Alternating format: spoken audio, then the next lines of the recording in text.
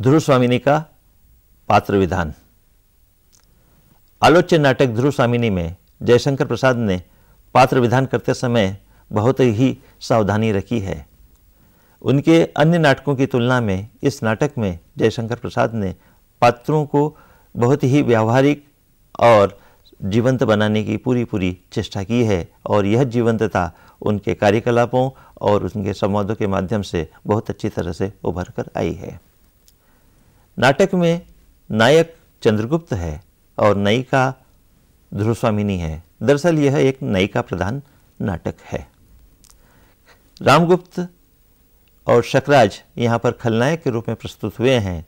शेखर स्वामी और खिंगिल ये दोनों क्रमशः रामगुप्त के और शकराज के सहायक हैं। ये भी खल पात्रों के रूप में ही यहाँ पर परिलक्षित हैं। ध्रुव स्वामिनी नायिका है और एक अन्य नायिका भी यहाँ पर है जो कुमा है।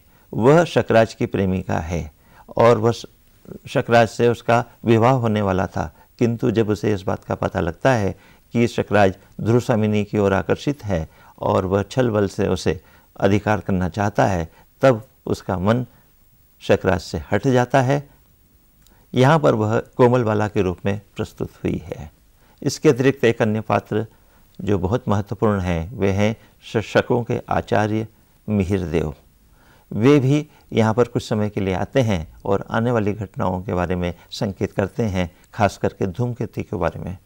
और जब उन्हें इस बात का पता लगता है कि यहाँ पर शकराज छल बल से गुप्त वंश के साथ एक समझौता कर रहा है और संधि प्रस्ताव के माध्यम से उन न केवल ध्रुव स्वामिनी को बल्कि अन्य सामंत कुमारों की पत्नियों को भी वह अपने सामंतों के लिए उपहार स्वरूप लाने का षड्यंत्र कर रहा है, तब उसने इस बात से बहुत दुख होता है और वे अपनी पुत्री को लेकर चले जाते हैं।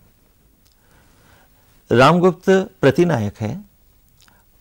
वह प्रकट रूप से हमें विलासी प्रकट होता है, मद्यप है, शराब पीता रहता है, नाच गानों में लिप्त रहता है, किंतु उसका व्यक्तित्व अंदर से बहुत कुटिल है और वह बहुत चतुर है और हर आने वाली घटना के प्रति उसकी दृष्टि सचेत है। हालांकि वह वीर नहीं है और युद्ध के प्रति उसकी रुचि नहीं है, किंतु फिर भी वह सोचता है और आने वाली घटनाओं के अंतर्गत वह अपने शत्रुओं को परास्त करने की पूरी क्षमता रखता है। किंतु यह उसका दुर्भाग्य है कि जो कुछ वह सोचता है वह पूर्ण नहीं होता।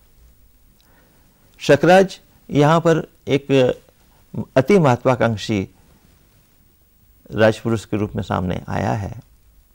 वह वीर है और वह रामगुप्त की तरह कुटिल नहीं है, किंतु फिर भी जहाँ पर प्रतिहिंसा की बात आती है, महत्वाकांक्षा की बात आती है, राज्य विस्तार की बात आती है, वहाँ पर व्यक्ति नीति के विरुद्ध चलने लगते हैं।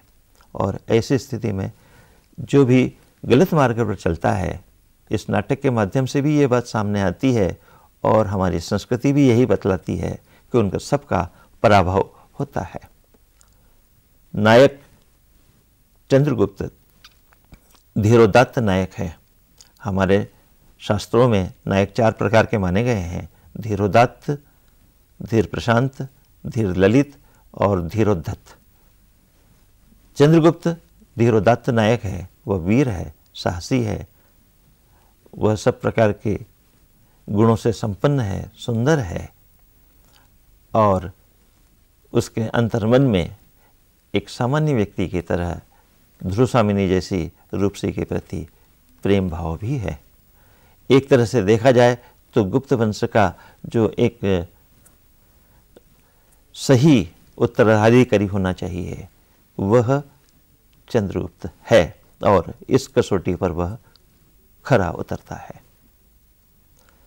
ध्रुव स्वामिनी यहाँ पर एक विद्रोहिणी किंतु अपने अधिकारों के प्रति सचेत रहने वाली नायिका के रूप में सामने आती है।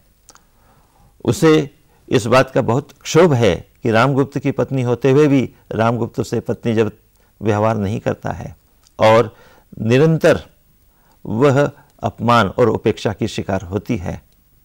वह आने वाले क्षणों में जब उसे इस बात का आभास होता है कि वह उपहार की वस्तु बना दी गई है तो वह विद्रोह करती है। हालांकि यहाँ पर एक अवसर वह रामगुप्त को फिर देती है और उससे निवेदन करती है कि मैं तुम्हारी पत्नी हूँ, मेरी मर्यादा की और मेरी लज्जा की रक्षा कीजिए। किंतु जब रामगुप्त इस बात से इनकार कर देता है और वह कहता है कि राज्य के आगे सारी चीज़ें जो है वह व्यर्थ हैं और उन सब का बलिदान किया जा सकता है, तब ध्रुवस्वामिनी विद्रोह करती है और अपने अधिकारों को प्राप्त करने में सफल होती है।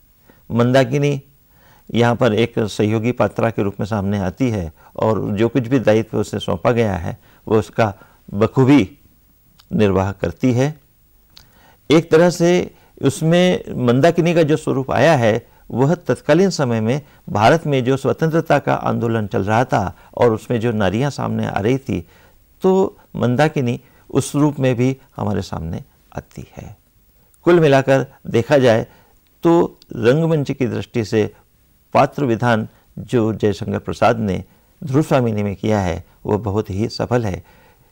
इसके पहले जयशंकर प्रसाद के अनेक नाटक लिखे गए हैं, किंतु पात्र विधान उसमें इतना संयमित नहीं था, व्यवस्थित नहीं था।